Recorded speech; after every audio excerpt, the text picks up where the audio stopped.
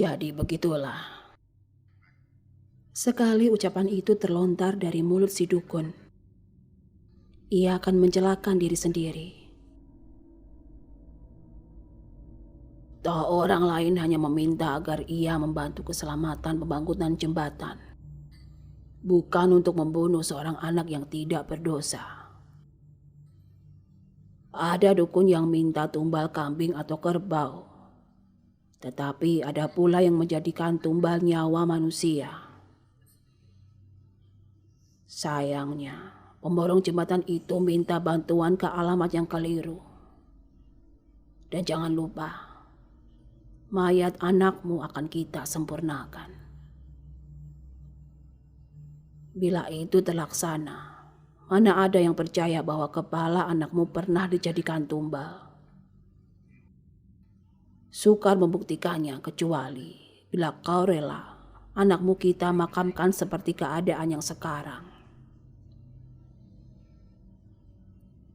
Sumantri memperhatikan mayat anaknya lagi, dan lagi. Lalu, tidak, anakku harus dimakamkan dalam keadaan yang utuh. Kalau begitu, lupakanlah dendammu. Dan membiarkan dukun terkutuk itu tidak menerima akibat perbuatannya. Dengus Sumantri tajam. Dukun itu akan menerima akibatnya. Percayalah. Bagaimana Pak Kurdi tahu? Bahkan kita tak tahu siapa orangnya. Kurdi memandang mayat Dudung. Anak ini tahu siapa orangnya. Sumantri ikut pula memperhatikan mayat anaknya. Tetapi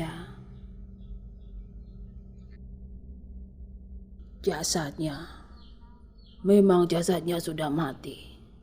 Tidak rohnya. Roh anakmu masih hidup. Pengertian yang ganjil membersih di kepala Sumantri. Wajahnya memucat. Lantas dengan suara kering ia bergumam. Anakku mau kau suruh membunuh. Kurdi tersenyum tipis. Jawabnya, anakmu tidak akan membunuh dengan tangannya sendiri. Percayalah. Bagaimana mungkin? Kalau tidak, tak akan kau meminta aku datang. Sumantri menelan ludah, lalu tercenung lama, memandang mayat anaknya. Air matanya menetes pula. Kurdi berkata dengan suara menghibur. Tidurlah sekarang, ada yang harus kukerjakan. Bila kau bangun pagi-pagi, mayat anakmu sudah dalam keadaan utuh. Aku berjanji. Tuan rumah menatap penunggu jenazah itu. Kemudian bangkit dan berjalan masuk ke kamarnya. Menutupkan pintu dengan enggan. Lantas berbaring di samping istrinya yang rupanya karena letih tubuh dan jiwanya sudah tertidur resah dengan mata bengkak bekas menangis. Sepeninggal Sumantri, Kurdi mengheningkan cipta. Dari pedupaan, mengupul asap menyan dengan baunya yang khas. Berulang kali asap menyan itu ia hirup. Berulang kali pula ia kumat kamit membaca mantra. Sekali tubuhnya tergoncang keras dan keringat menetes ke lantai. Dengan mata liar, Kurdi memandang seputar ruangan. Dan mulutnya lepas ucapan membantah. Memang aku yang mengambil anak ini, tetapi aku tidak bermaksud mencelakakan engkau. Diam lagi. Tergoncang lagi tubuhnya. Lantas, terkutuk. Pekerjaan kita memang sama-sama terkutuk. Kita sama-sama pengabdi setan. Tetapi aku tidak pernah mencabut nyawa-nyawa orang yang hidup. Aku hanya mengganggu orang-orang yang telah mati. Dan kau. Ia meludah 3 kali ke udara. Terdengar angin bersiuran kencang. Jendela terhempas membuka. Dan rembulan yang pucat mengintai ke dalam. Ada lolongan anjing keras dan dengus kuda keras. Kurdi menggoyang-goyangkan kepala dengan keras. Kumat kamit lagi. Menambah menyan kedupa berpercik-percik apinya. Pakaian yang ia kenakan basah oleh peluh. Demikian pula rambut di kepalanya. Ketika gerakan tubuhnya perlahan berhenti, tatapan matanya terpusat ke kepala yang terpisah dari leher dudung. Demi kesempurnaan jasadmu, bergeraklah, arwah anak yang tersiksa. Tiada gerakan, tapi ada suara. Suara seorang anak. Suara bocah yang menangis. Sayup-sayup sampai terdengar dari mulut kepala dudung. Suara tangis yang memilukan itu mengaung di seluruh ruangan. Kurdi memejamkan mata rapat-rapat. Di kamarnya Sumantri terlonjak duduk. Di ruang depan, saudara Sumantri yang disesatkan pandangan matanya oleh kekuatan gaib Kurdi, terpantang lebar matanya.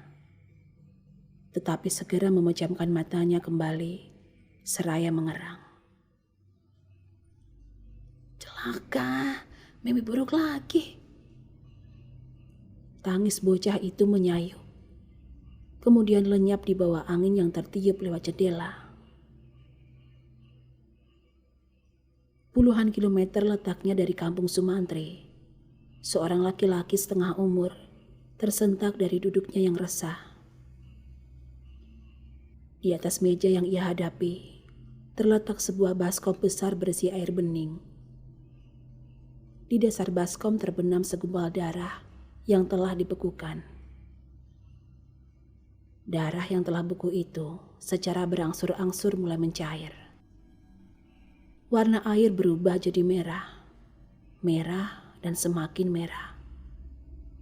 Permukaan air bergolak seperti digerakkan oleh tangan-tangan yang tak mau diam. Meja sama sekali tidak bergerak.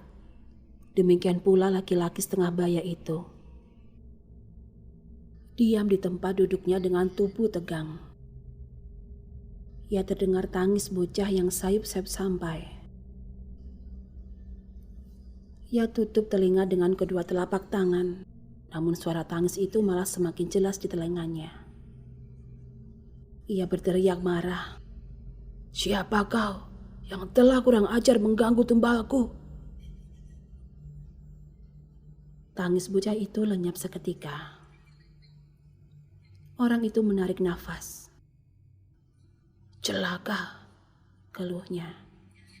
Aku harus memeriksa ke sana.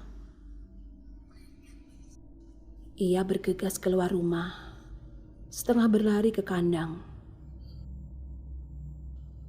Mengeluarkan seekor kuda berkulit coklat kehitaman dengan tubuh yang kurus. Tetapi waktu ia naiki dengan pecut, kuda itu berlari dengan keempat kakinya yang kurus, seperti melayang di permukaan tanah. Tiba di dekat reruntuhan jembatan, ia turun dari kuda.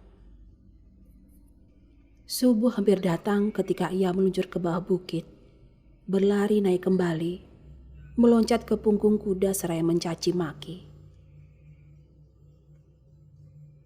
Sialan, aku gagal kali ini. Bergegas ia pacu kudanya ke arah perkampungan di mana para pekerja yang akan mulai membangun jembatan keesokan harinya menginap.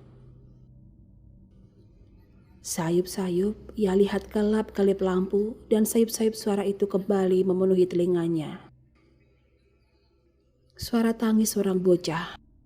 Ia sudah berhari-hari berkeliling, waktu menemukan seorang anak bermain-main sendirian di tengah sawah. Tak jauh dari sebuah perkampungan, anak itu mungkin menemani ayahnya ke sawah. Lantas berkeliaran sendirian selagi orang tuanya bekerja. Ia rupanya mengejar seorang kupu-kupu yang bersayap warna-warni, indah sekali. Kupu-kupu itu ia tangkap, lalu diberikan kepada si anak. Mau lebih banyak lagi, yang lebih bagus, Biung. Bujuknya. Anak itu mengangguk. Tertawa senang sewaktu menerima kupu-kupu yang ia inginkan. Bocah yang tidak ia tahu namanya itu, ia bawa menjauh dari sawah. Lalu dinaikkan ke atas kuda. Anak itu terkejut, tetapi kuda sudah berlari. Tiba di pinggir sungai, anak yang mulai ketakutan itu ia turunkan. Tiada lagi wajah kebapaan, tiada lagi ucapan membujuk. Yang ada hanyalah wajah kejam. Kilatan golok yang melayang, darah yang memercik kian kemari. Tubuh bocah yang didorongkan jatuh ke kali. Tanpa kepala sesaat sebelum kilatan golong itu melayang ke bawah. Terdengar suara tangis yang memilukan hati. Kemudian diam, disusul oleh bunyi benda berat jatuh tercebur ke dalam sungai. Celaka, mengapa tangis bocah itu terdengar lagi? Pikirnya selagi memacu kuda ke arah perkampungan di mana para pekerja itu menginap. Ia harus membangunkan kepala rombongan pekerja itu secepatnya untuk memberitahukan agar pembangunan jembatan ditunda untuk sementara. Tentu saja ia tidak boleh mengatakan bahwa ia harus mencari tumbal baru. Katakan saja harinya yang tidak cocok, perhitungannya agak meleset. Dan suara tangis bocah itu semakin menyayat juga. Di antara suara tangis, seolah-olah ia dengar si bocah berkata, "Aku tak mau jadi tumbal, aku tak..." Dan ketika ia berhadapan dengan pemimpin rombongan pekerja yang bangun tergopoh-gopoh, dari mulut dukun setengah umur itu terlontar ucapan yang oleh kekuatan yang luar biasa di telinganya merupakan ucapan sang bocah. "Cari tumbal anak lain, cari tumbal anak lain, cari." Ucapan sang dukun terputus sampai di situ. Waktu ia bangunkan, orang yang berhadapan dengannya adalah mandor para pekerja jembatan.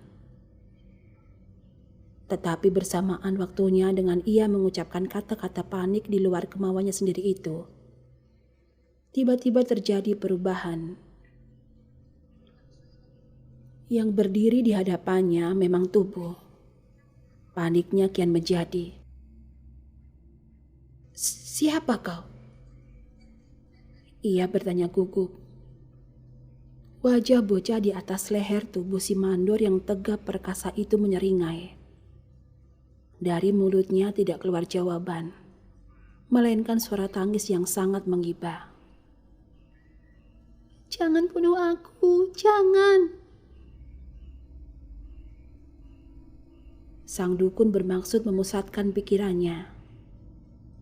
Akan tetapi, mandor yang heran melihat sikap tamu yang membangunkannya subuh-subuh itu telah bergerak dengan perasaan tak senang. Ia maju ke depan untuk menampar laki-laki yang ia kenal sebagai dukun penyelamat pembangunan jembatan. Namun kini bersikap ganjil setelah dengan kurang ajar membangunkannya dari tidur yang nyenyak di samping seorang perempuan pelacur. "Jadah!" Ia memaki sambil maju. Konsentrasi pikiran sang dukun buyar seketika. Ia bergerak mundur. Jangan coba-coba dekati aku, desisnya. Tetapi sang mandor bergerak pula maju. Tak peduli untuk pertama kali selama sekian ratus kali melakukan pengorbanan tumbal seorang anak. Dukun itu benar-benar panik. Untuk pertama kali selama hidupnya, ia menjadi ketakutan. Belum pernah arwah korbannya muncul untuk membalas dendam. Dan sekarang tubuh laki-laki dewasa berkepala anak kecil yang terus menangis dengan suara mengibah-gibah itu dengan cepat telah berada di hadapannya kembali. Wajah bocah di atas leher yang perkasa itu menyeringai kejam. "Tidak!" jerit si dukun, lantas golok yang senantiasa terselip di balik pinggang berkilap waktu melayang di udara. Kubunuh kau. Ia menjerit-jerit seraya menghujamkan goloknya berkali-kali. Sang mandor yang tidak menduga datangnya serangan itu tidak bisa mengelak. Ia terpekik kaget dan kesakitan. Waktu mata golok mendebas salah satu lengan yang tadi terangkat mau menampar dukun itu. Sebelum kesadarannya muncul kembali, mata golok telah menyerang bagian tubuhnya yang lain. Ia terpekik dan terpekik keras, meraung-raung kesakitan. Suaranya membahana di subuh itu, membangunkan penduduk, membangunkan para pekerja dari tidur yang nyenyak. Seseorang berseru, "Hai, siapa itu?" Lalu langkah-langkah kaki berlari disusul. Apa yang kau lakukan?" Dukun itu memandang orang-orang yang mengerumuninya. Ia tidak mengenal mereka, tetapi ia melihat wajah-wajah mereka yang marah. Panik, ia menunjuk ke arah korbannya yang menggelepar di tanah. "Anak ini." Ia tidak meneruskan kata-katanya. Yang dilihatnya telah kembali pada wujudnya semula. Tubuh dan wajah seorang mandor yang sudah ia kenal. Mandor itu melejat-lejat sesaat, kemudian menghembuskan napas yang terakhir dalam sebuah lejatan yang keras. Ketika tubuh itu telah diam, mati, dukun memperhatikan orang-orang yang mengerumuninya. "Pembunuh!" maki mereka, lantas mulai bergerak. Sang dukun mundur seraya mengamang-amangkan goloknya. "Jangan mendekat!" ia meracau. "Atau golokku!" Pekerja-pekerja itu ragu-ragu, dan sang dukun mempergunakan kesempatan itu sebaik-baiknya. Ia berlari ke arah kudanya. Duduk di atas punggung kuda yang kurus itu dengan sekali loncatan, lantas, "Hiya!" Ia pecut kuda itu keras-keras. Binatang itu meringkik. Kedua kaki depannya terangkat ke atas, lantas waktu menyentuh tanah kembali, keempat kaki kuda itu telah berlari. "Hei, ia kabur!" teriak seseorang. "Kejam, jangan biarkan dia lepas!" sambut yang lain. "Bunuh dia, bunuh!" Dimeriahi oleh teriakan-teriakan yang menggema memecah kesepian subuh. Memecah gedang telinga sang dukun yang terus memacu kudanya dengan panik. Tali kekang di tangannya tegang, tidak terarah. Pikirannya kacau oleh kejadian yang ia alami. Kegagalan tumbal yang ia lakukan, dan pembunuhan yang barusan ia lakukan. Selama ia berlari, di antara teriakan bergemuruh dari orang yang mengejarnya, juga ia dengar suara tangis yang menyayat mengiba-iba. Dukun mengangkat kedua tangan menutup telinganya. "Pergi, pergi, pergi!" makinya. Ia pejamkan kedua mata. "Pergi, jangan dekati aku lagi. Pergi." Kuda tunggangannya meringkik keras. Kedua kaki depannya terangkat ke udara. Dukun itu terperanjat oleh ringkikan kuda yang tidak berhenti. Mata ia pentangkan lebar-lebar menembus remang-remang cahaya subuh. Mula-mula ia hanya melihat kegelapan. Kemudian, ia lihat jurang besar yang menganga. Jauh di bawah tampak sungai mengalir dengan suara ribut. Cepat tali kekang ia sentakan, tetapi sentakan itu tidak tepat. Kuda terus bergerak, berputar-putar dengan ditumbuk kedua kaki belakang. Makin lama makin sempoyongan, dan ketika salah satu dari kaki belakang itu menginjak kayu jembatan lama yang sudah lapuk, terdengar ringkikan ngeri dari mulut kuda. Kendali tidak lagi ada gunanya, bagaikan sebongkah batu gunung yang besar dan hitam. Kuda itu melayang jatuh ke bawah membawa tubuh tuannya. Pekik ngiri dukun itu menggema di udara. Disambut oleh si pengang, memantul dari bukit ke bukit, kemudian terenggut oleh suara hempasan-hempasan yang keras. Benda besar jatuh ke sungai. Lalu suara air mengalir yang acuh tak acuh. Orang-orang yang mengejar saling susul ke bibir jembatan. Memandang ke bawah, lama baru terdengar gumaman. Manusia biadab itu telah menebus dosanya. Dari ufuk timur matahari pagi itu mengintai. Cahayanya putih kekuningan, hangat gemerlapan.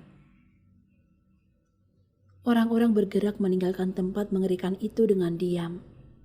Tak ada yang mengeluarkan sepatah kata pun juga. Cahaya matahari pagi menjilat sosok tubuh mandor mereka yang tergeletak berlumuran darah.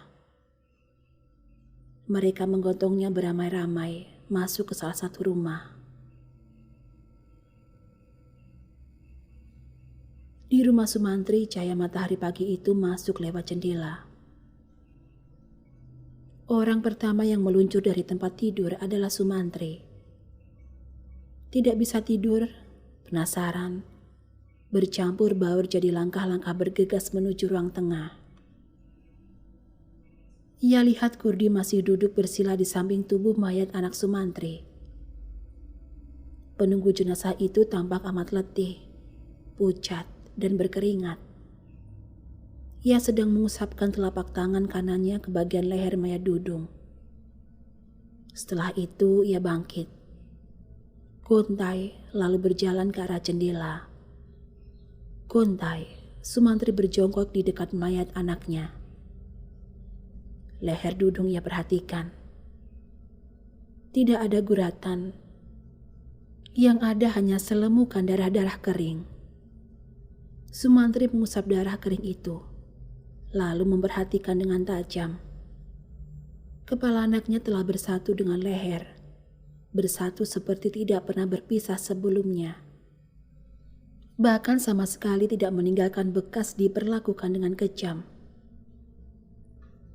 Anak itu terbaring dalam keadaan mati, seolah-olah terbaring dalam keadaan tidur yang nyenyak dan nyaman. Ada senyum halus di bibir sang anak. Tersenyum, Sumantri memeluk tubuh mayat itu, menangisinya dengan suara terseduh. Orang-orang lain di rumah itu bergegas masuk mendengar tangis Sumantri.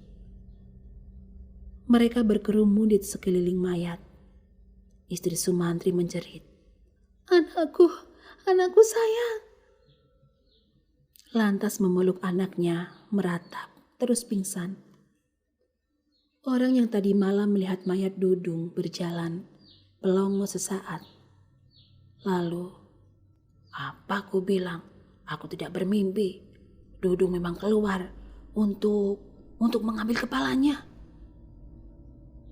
Gumam bergaung di ruang itu bercampur tangis. Sumantri menoleh pada sanak keluarganya, mendesah haru. Jangan ada lagi yang menganggap Dudu mati dengan kepala berpisah dari badannya. Anak ini mati sempurna, mati wajar. Harap kalian camkan. Dan ia menangis pula. Tersendat-sendat sekilas matanya menangkap bayangan tubuh di jendela. Kurdi tersadar di sana. Lengan kirinya teracung ke udara, menyambut terbitnya matahari pagi. Hati-hati, tangan kanannya membuka pembungkus dari daun kelapa muda pada bagian luka di urat nadi lengan kiri itu. Sumantri tidak terlalu jauh untuk bisa melihat dengan mata kepalanya sendiri. Ketika pembalut dari kelapa muda itu terbuka, sempat ia lihat bekas luka oleh goresan pisau cukur. Luka itu dicium oleh cahaya matahari, mengabur lalu sirna perlahan-lahan. Ketika Kurdi menarik tangannya dari luar jendela, tiada lagi bekas luka di lengan kirinya. Ia tersenyum puas, memandang ke arah kuda, kereta serta anjingnya di luar. Anjing itu menggonggong lembut. Kuda itu mendengus lembut. Dari kereta itu bergerak ke arah pintu depan. Sudah waktunya aku pulang, gumam Kurdi ke arah Sumantri. Di bawah siraman matahari pagi, kereta kuda itu bergerak sepanjang jalan perkampungan demi perkampungan. Diikuti pandangan orang-orang yang kebetulan melihatnya. Kereta kuda yang aneh, dengan sebuah peti mati di bak belakang. Kuda besar yang hitam legam, serta anjing bertubuh seram berlari-lari di sampingnya, dengan lidah terjulur-julur keluar. Kurdi memegang tali kekang seenaknya saja. Ia biarkan kuda berjalan tanpa tuntunan. Betapa inginnya ia tidur. Istirahat yang panjang, Kurdi amat letih. Pekerjaan mencari kepala anak itu tidaklah sukar. Yang sukar adalah menyempurnakan jasadnya agar utuh seperti semula. Ia harus berjuang melawan pengaruh gelap selama pemusatan pikirannya. Meminta bantuan kepala dudung mengalahkan kekuatan dukun yang telah memenggal kepala itu, putus dari lehernya. Dan ketika kepala itu akhirnya tidak mengeluarkan suara tangis lagi, ia tahu pengaruh yang mengitari dirinya telah lenyap. Dengan beberapa kali usapan, leher dan kepala itu telah bersatu, utuh. Benar-benar pekerjaan yang meletihkan. Setelah didahului oleh rasa kecewa yang tak tertahankan. Ya, betapa ia kecewa. Arwah Ningsih Sumarni bangkit dari kuburnya. Kurdi tahu arwah itu telah berhasil melaksanakan niatnya. Akan tetapi, arwah Ningsih Sumarni tidak mau masuk kembali ke dalam kubur. Betapa Kurdi sangat kecewa. Waktu dalam pemusatan pikiran di sebelah kubur yang terbongkar hebat itu, ia dengar suara cekikikan Sumarni. Kembali, aku tak bisa. Waktu itu Kurdi masih berusaha membujuk. Demi kebaikanmu Marni, kembalilah. Tidak, aku tidak bisa kembali. Bumi tidak menerimaku. Manusia pengabdi setan. Tidak mengertikah kau? Bumi tidak mau menerima jasadku. Mereka akan segera menguburkan jasad kekasihku. Tetapi aku tahu, bumi pun tidak akan sudi menerimanya. Aku tidak mau membiarkan ia terkatung-katung sendirian. Aku akan ikut dengannya, berkelana di alam yang penuh kegelapan ini. Kami orang-orang yang dikutuk. Tahukah kau? Kami orang-orang yang dikutuk. Kami kawin meski kami sadar bahwa kami adik kakak satu susu. Bumi tidak mau menerima orang-orang yang terkutuk seperti kami. Suara Marni berbaur dengan tangis yang memilukan. Kami tidak menyesal karena kami saling mencintai. Dengarlah laki-laki pengabdi setan. Kau telah menodai tubuhku. Kau telah menjamah perempuan yang bukan hakmu. Kau telah melakukan apa yang hanya berhak dilakukan suamiku atas tubuhku. Ingatlah ini. Kami akan kembali pada suatu saat. Kami akan melawanmu, membalaskan sakit hatiku.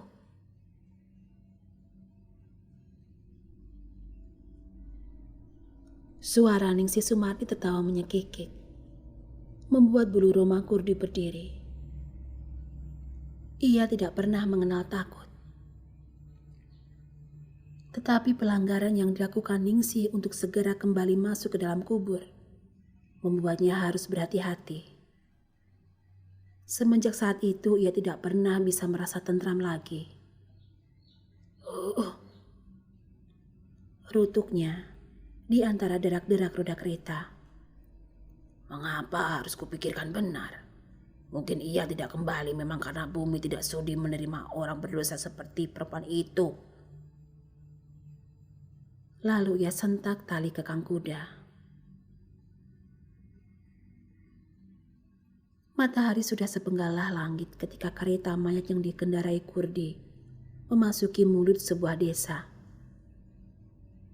Dengan mata setengah mengantuk, ia melihat beberapa orang penduduk tergopoh-gopoh berjalan ke arah sungai yang mengalir di pinggir desa itu, serta membatasinya dengan desa lain. Dari desa yang bersebelahan, Kurdi juga melihat beberapa penduduk berlari-larian melalui sebuah titian bambu ke tempat yang sama. Mula-mula Kurdi acuh tak acuh. Paling-paling ada anak tenggelam. Ia berkesimpulan. Mereka sudah cukup banyak untuk menolong dan betapa berat rasanya kantuk yang mengantuk di kelopak mata. Ia sentakkan tali kekang kuda. Binatang berkulit hitam legam itu mendengus, keras. Kepalanya bergerak ke samping seolah memperhatikan majikannya. Enggan, kaki-kaki kuda itu bergerak maju. Dari mulutnya yang berbuih, beberapa kali terdengar hendusan-hendusan keras yang tidak berkeputusan. Kau tentu sudah letih. Rungut Kurdi ditujukan pada kudanya. Sabarlah, tidak sampai 5 kilometer lagi kita akan segera tiba di rumah.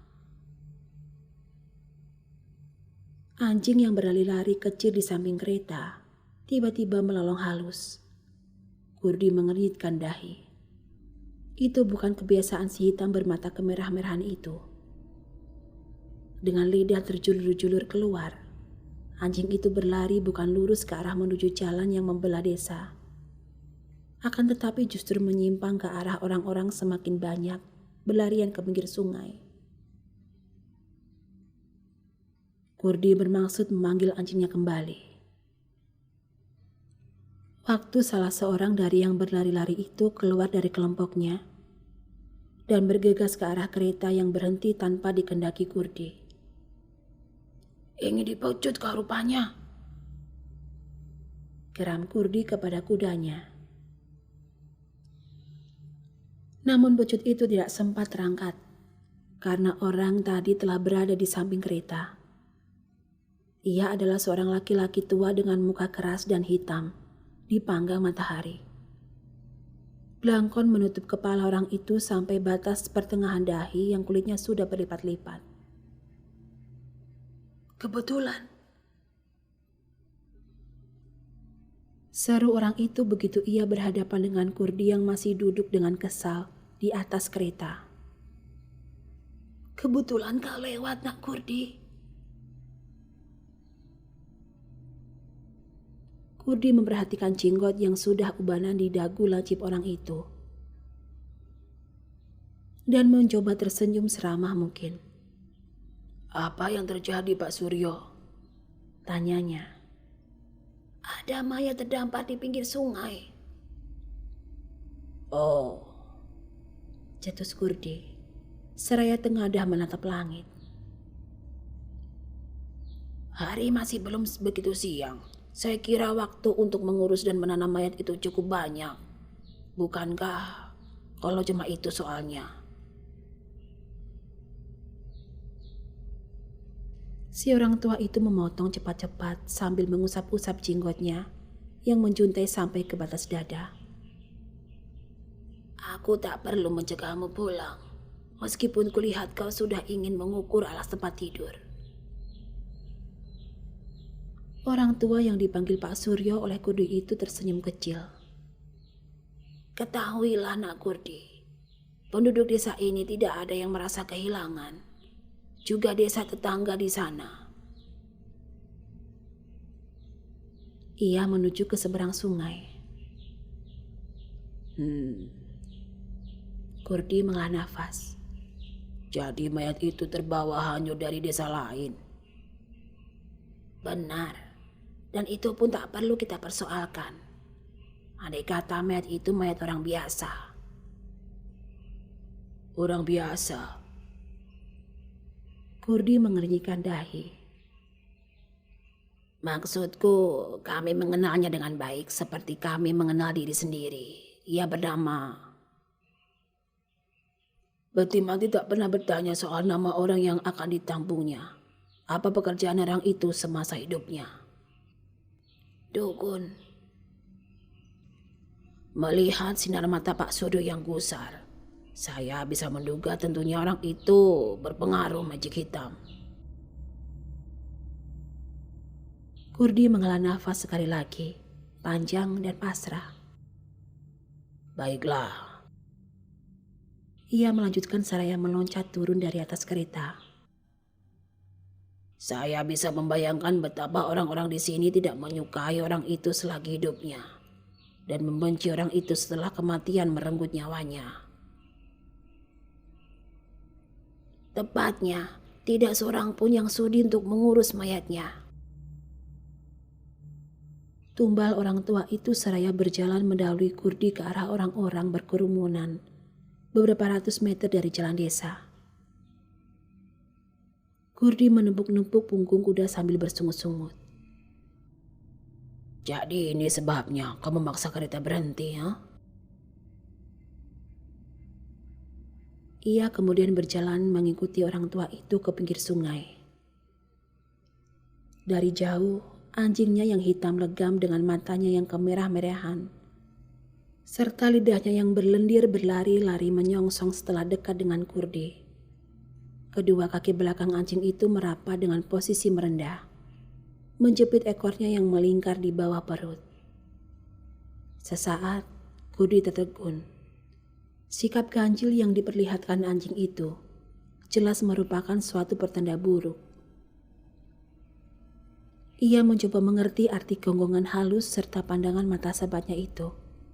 Namun, suara hiruk-pikuk di pinggir sungai telah menyita perhatiannya.